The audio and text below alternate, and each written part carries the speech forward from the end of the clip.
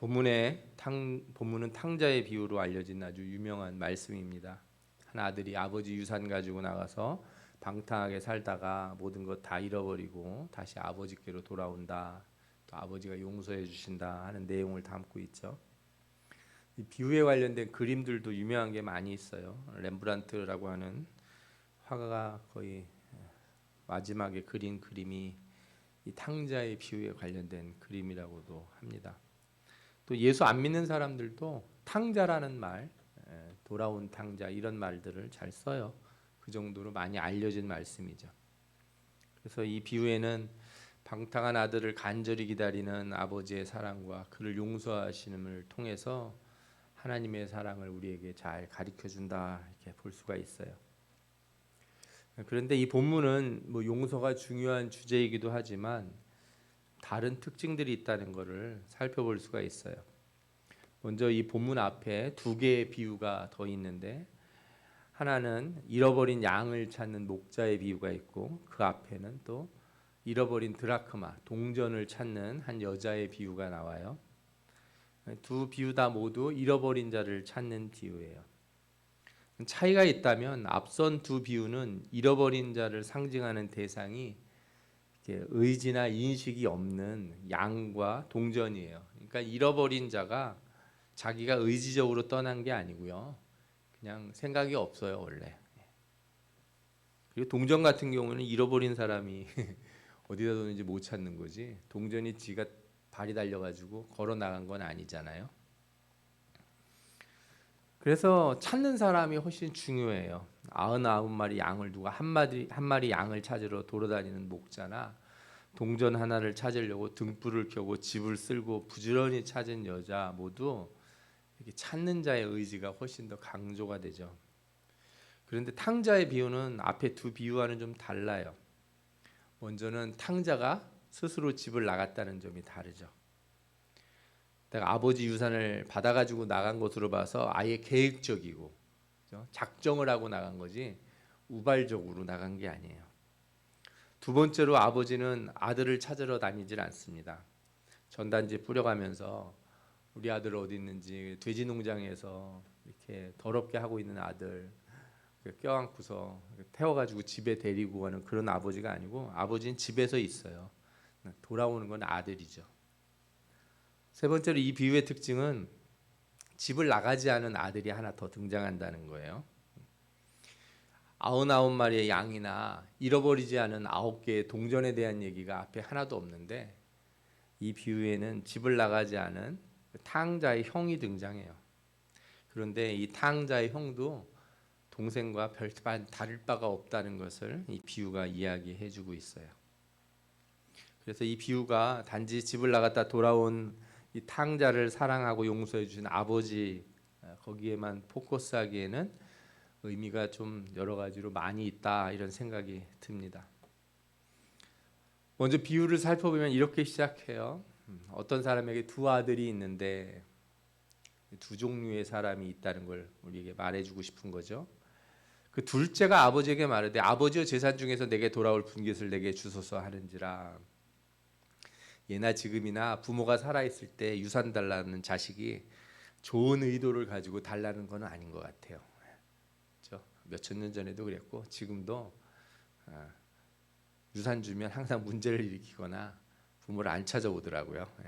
이 아들도 예외는 아니었던 것 같아요. 성경에 보면 며칠이 안 돼서 재물을 다 모아가지고 먼 나라로 떠났다 이렇게 얘기합니다. 그런데 참 표현이 그래요. 집을 나갔다도 아니고 먼 나라로 나갔다는 거예요. 아버지가 찾아올 수 없는 곳으로, 자기를 모르는 곳. 그렇죠? 왜 이렇게 아들은 아버지를 멀리 떠나고 싶어 했을까? 떠나서 그렇게 뭘 하고 싶어 했을까? 비유를 보면 아버지가 그렇게 악하고 자식을 엄격하게 막 대하며 때리고 그러는 아버지는 아닌 것 같아요.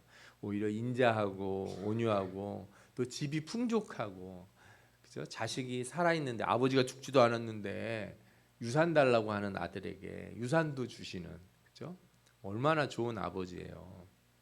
근데 이 아들이 뭐가 부족해가지고 이렇게 집을 떠났을까? 사업을 위해 떠난 건가? 뭐 인생의 꿈을 찾으러 떠난 건가?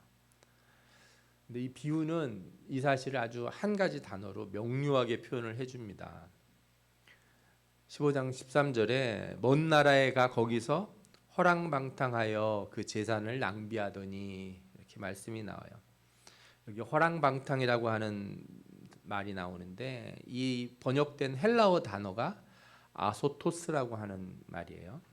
아소티아에서 파생된 단어인데 이 뜻이 뭐냐면 쉽게 말하면 저축의 반대, 쌓아놓는 게 아니고 낭비하는 거, 더 나아가서 무절제하고 이유 없는 거, 이유 없이 노는 거를 이 허랑방탕이다 그래요.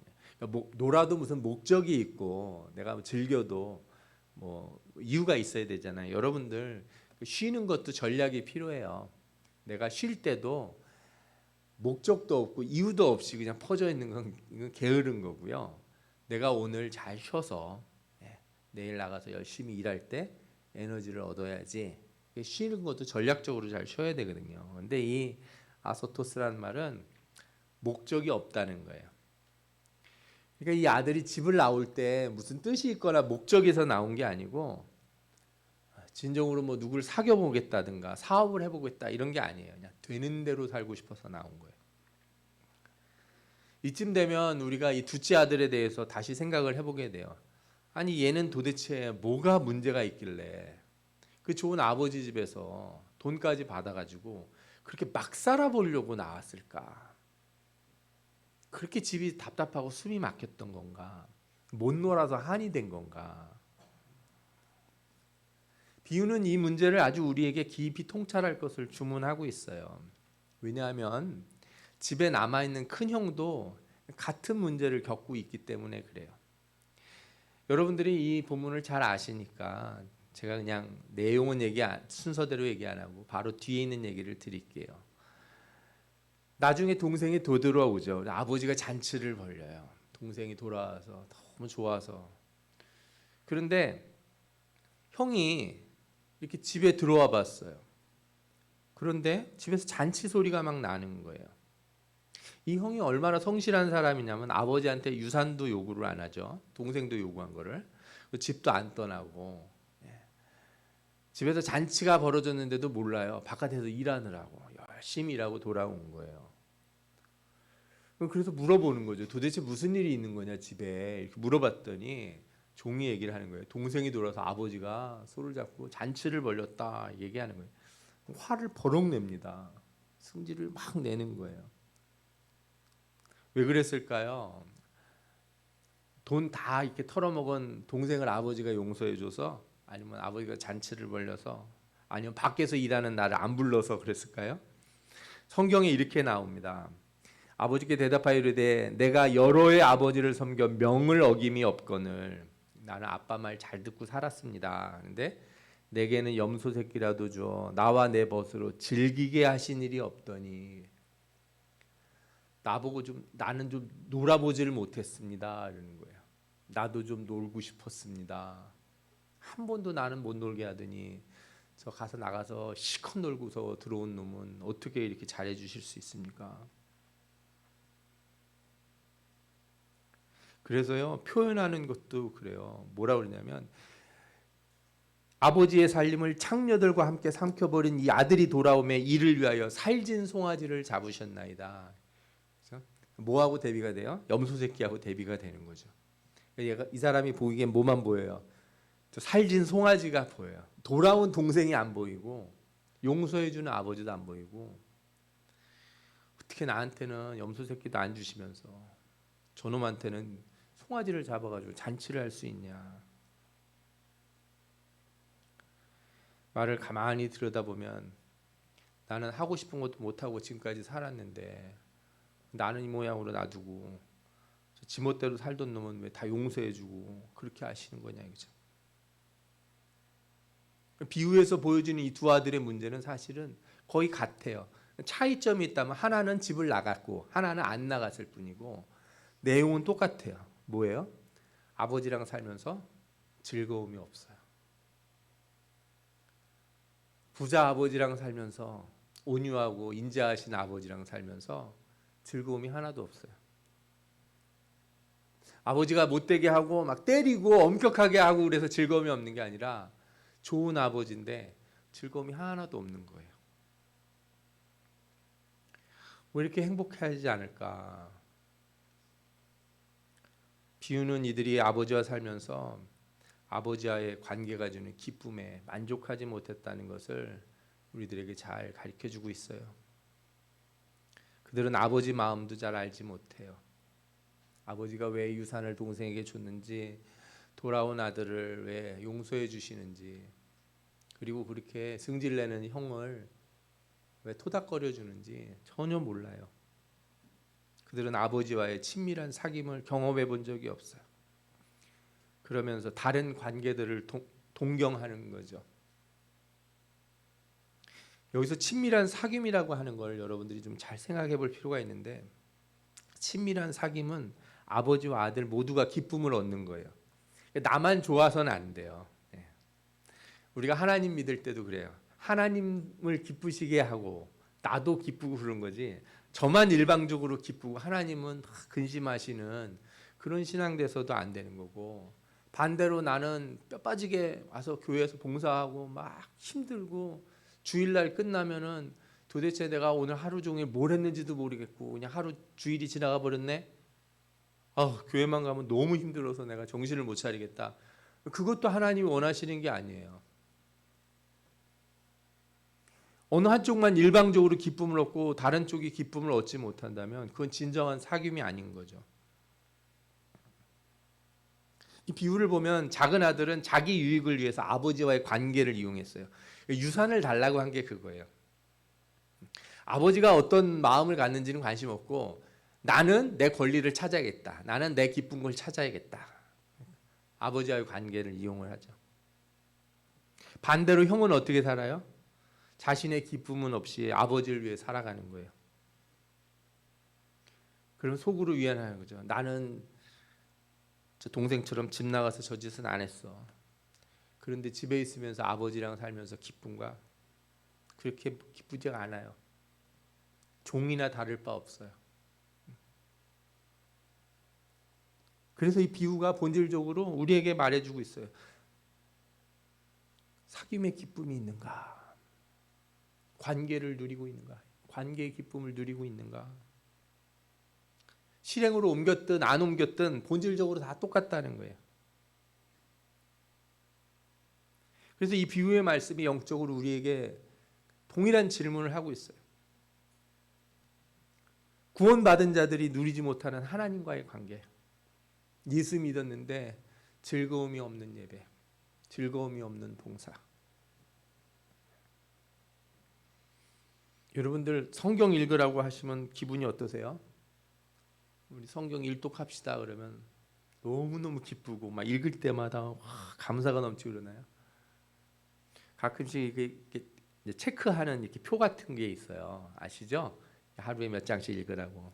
저도 이제 그런 거 만들어 가지고 엑셀에다가 이렇게 색깔 칠하면서 이렇게 하는데 빈칸이 많이 생겨.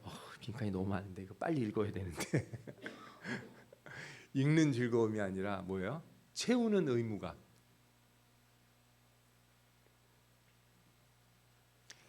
그러니까 여러분들 이 두 아들이 아버지와의 관계를 맺을 때 뭐 자기 의지로 맺은 게 아니잖아요. 아버지 아들이니까.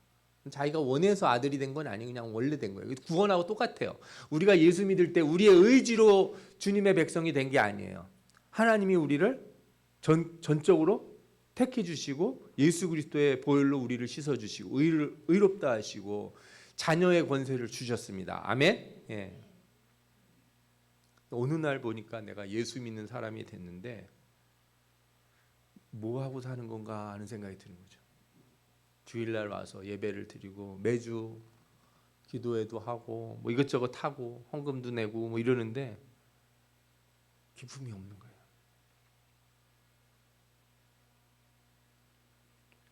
저는 제 인생에서 헌금을 뭐 여러 번 드려보기도 하고 여러 번 뭐 사업하면서 많이도 드려보고 했지만 제가 어렸을 때 너무 가난했을 때 헌금을 드릴 돈이 없어서 빈 병을 길거리에서 찾아다녔어요. 옛날에 병 하나 팔면 10원씩 주니까 그거 모아서 한번 드렸을 때가 있는데 그때보다 더 큰 걸 드려본 적이 없어요. 그때보다 더 큰 기쁨을 누려본 적이 없는 것 같아요. 헌금하면서 기쁘신 분이 있어요? 헌금함에 헌금을 이렇게 누면서 11조를 누면서 너무 감사해서 하나님이 내게 이런 은혜를 주셔서 하나님 앞에 감사할 수 있는 사람이 되게 하시는구나. 하나님과의 친밀한 관계가 있는 사람들은 이 기쁨이 넘쳐요. 예배 자리에 나올 때부터 감사가 넘쳐요. 기쁨, 관계의 기쁨을 못 누리면 어때요? 출발할 때부터 오늘 또 하루 종일 어떻게 교회 가서 어떻게 사나 할 것도 많고 신경 쓸 일도 많고 빨리 집에 와서 쉬어야지.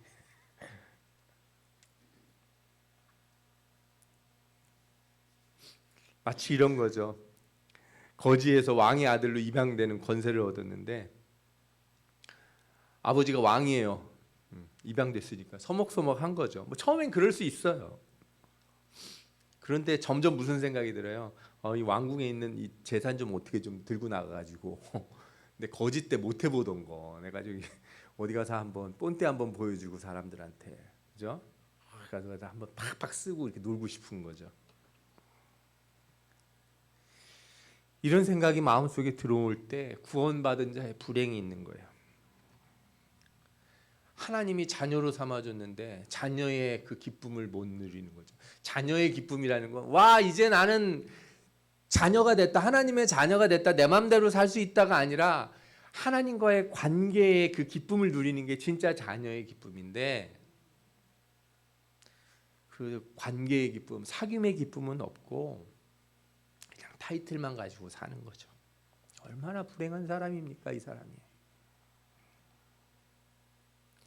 여러분, 우리가 신앙이 뭐냐, 참된 신앙이 뭐냐 이렇게 물었을 때 하나님과의 바른 관계를 갖는 겁니다 이렇게 얘기들 해요. 믿으시죠? 아멘. 예.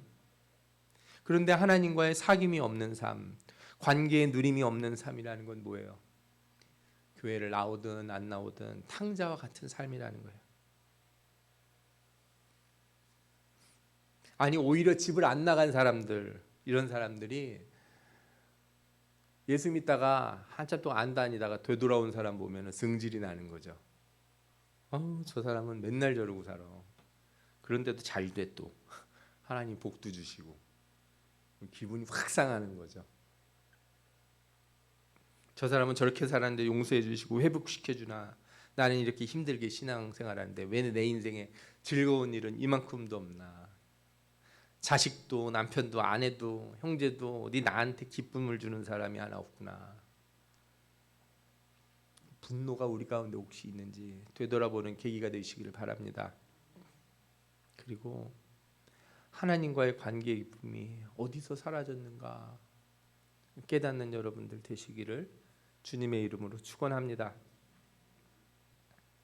비유를 보면요, 집을 나간 탕자가 아버지가 준 유산을 쓰며 사는 동안 어떤 즐거움을 누린 것 같긴 해요. 그런데 돈이 다 떨어지자 그가 아주 비참한 상태로 떨어져요. 그는 어떤 좋은 관계도 맺지 못해요. 그리고 어떤 사람을 찾아가서 붙어 사는데 그 사람은 그에게 돼지를 치게 했다 하는 말씀이 나와요. 성경의 이 부분을 분명하게 뭐라고 표현하냐면 붙어 살았다 그래. 15절에 나오죠. 가서 그 나라 백성 중 한 사람에게 붙어 사니 그래요. 이 붙어 산다는 말의 원어를 살펴보면 접착제 있죠. 본드. 그걸 뜻하는 콜라라고 하는 단어를 써요. 그러니까 그 사람이 이렇게 와라 이게 아니고 이 사람이 어떤 게 탕자가 들러붙어 있는 거예요. 나 버리지 말아 주세요. 너무 불쌍한 거예요. 신자가 이렇게 사는 게. 하나님과의 관계의 기쁨은 누리지 못하고 세상에서 기웃대면서 세상에서 친구들이, 세상에서 사업하는 사람들이 나 좀 따돌리고 나한테 관심 안 줘주는 것 같아. 막 달라붙으려고 그래. 앵겨붙으려고. 어떻게 해서든지. 그리고 그들이 나에게 돼지 치는 걸 시키는 걸 더러운 자리에 가서 돼지 주업 열매를 먹으며 사는 거죠. 세상과의 관계를 바로 맺은 게 아니에요. 이거는 비참한 관계를 맺은 거예요. 여러분, 주님을 붙드는 사람은 세상에 들러붙으려고 그렇게 할 필요가 없어요. 주님을 온전히 붙들 때 세상과도 바른 관계를 맺을 수 있는 거예요.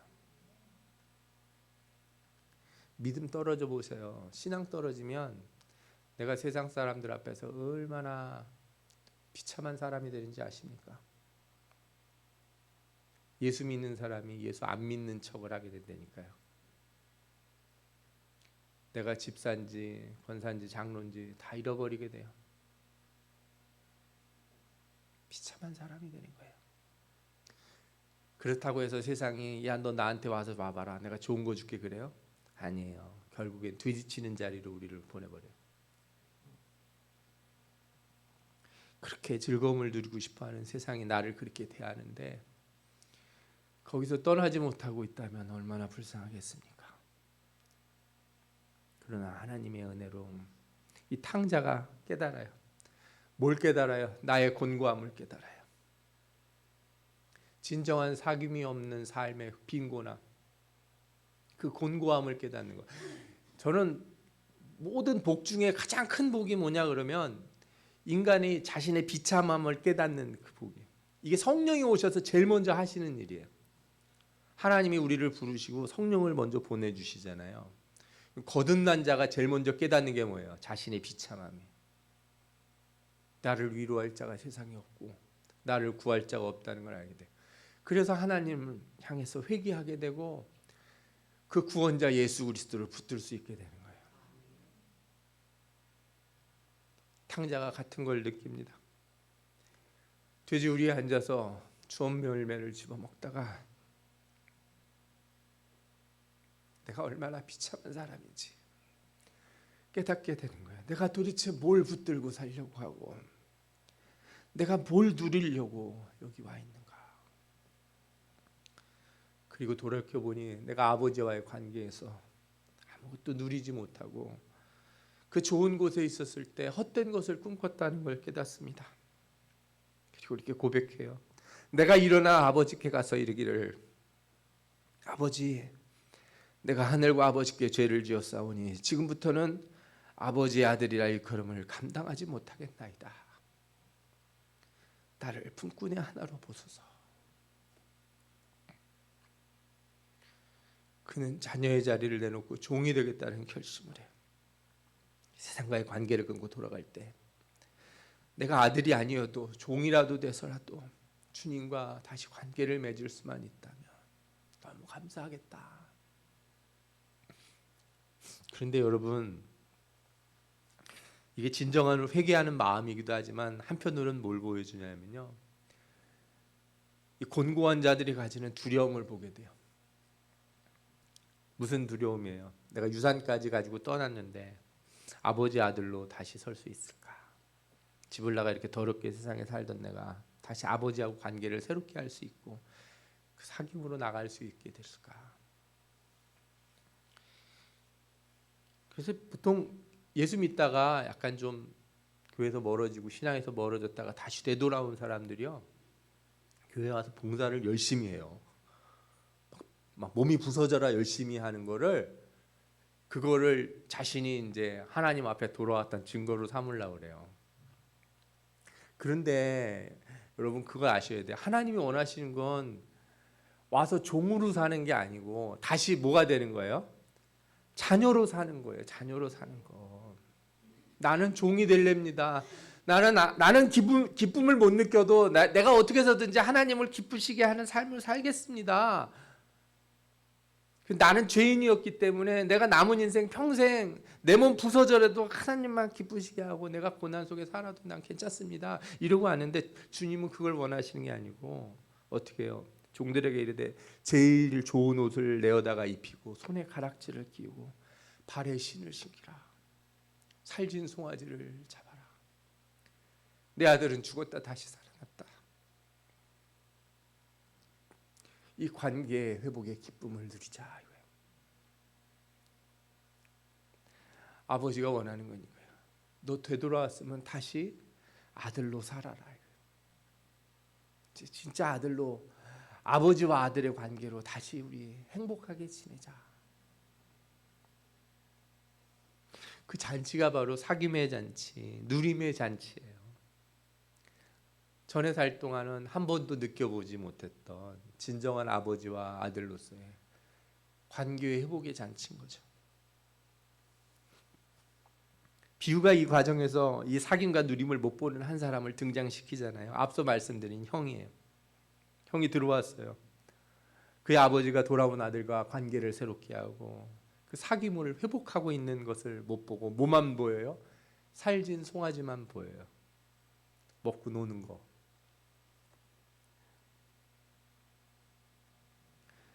내가 여러 해 동안 아버지를 섬기는 일에 어김이 없었다.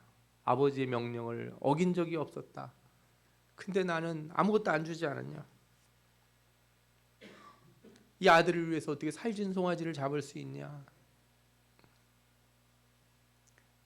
쉽게 말하면 내가 참고 사느라고 얼마나 힘들었는지 아세요? 내가 얼마나 뼈 빠지게 고생하고 봉사란 봉사는 다 하고 내가 저 집사 권사들 그냥 몰래 그냥 먼저 도망가고 그럴 때 나 혼자 남아서 내가 다 했는데 그 입에서 어리석은 불평이 나온 거죠. 아버지가 그에게 일깨워주는 말을 해요. 예, 너는 나와 함께 있으니 너는 항상 나와 함께 있으니 내 것이다 내 것이다 이렇게 얘기를 해줘요. 아버지는 당황해하는 거죠. 그렇게 교회 열심히 다니던 네가 아무것도 못 누리고 사는 거니? 너 나를 위해서 하는 모든 일이 즐거워서 한 거 아니었냐?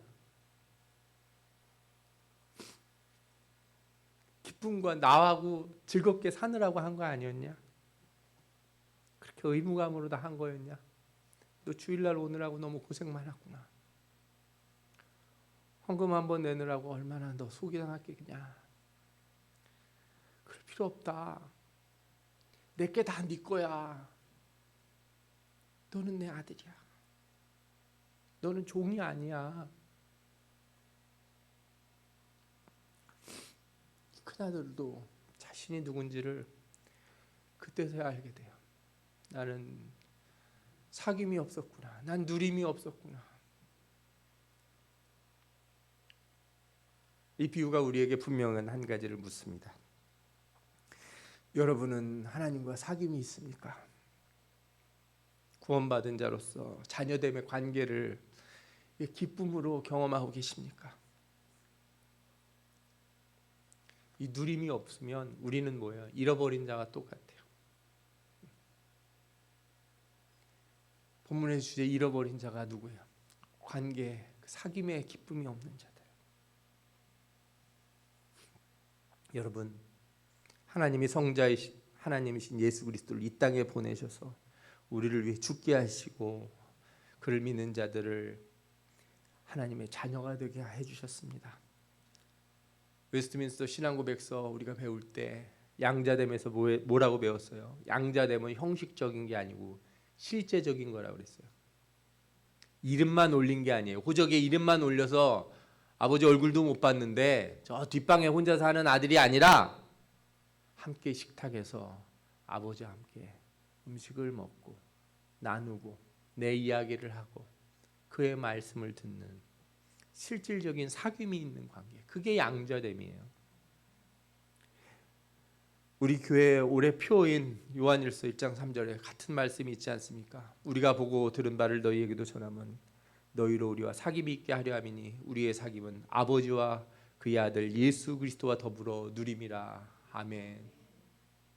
누리는 신앙생활, 이 관계의 기쁨이 있는 신앙생활, 이게 곧 우리의 구원의 모습이고 우리 신앙생활의 모습이 되어야 될 줄 믿습니다. 아멘. 여러분, 혹시 이 자리에 하나님과 사귐 없이 자녀됨의 기쁨을 누리지 못하는 사람이 있습니까? 마음이 떠났던 사람들이라면 돌아와서 다시 아들됨을 누리시고, 떠났지는 않았지만 아무것도 누리지 못하고 하나님 앞에 의무감으로 나와 있다면 하나님이 모든 것을 우리에게 주셨음을 깨닫고 다시 친밀한 사귐의 관계에 들어오시기를 바랍니다. 주님이 여러분들을 기다리고 계시고 주님이 여러분들과 사귀고 싶어해요. 그 아들됨의 관계를 주님이 너무너무 기뻐하시고 그 참을 수 없는 기쁨으로 여러분들을 바라보고 계신다는 걸 잊지 마시기 바랍니다. 오늘도 하나님과의 참된 사귐이 있는 신앙생활, 자녀됨을 누리는 우리 모든 복된 성도들 다 되시기를 예수 그리스도 이름으로 축원합니다. 아멘. 네, 기도하겠습니다.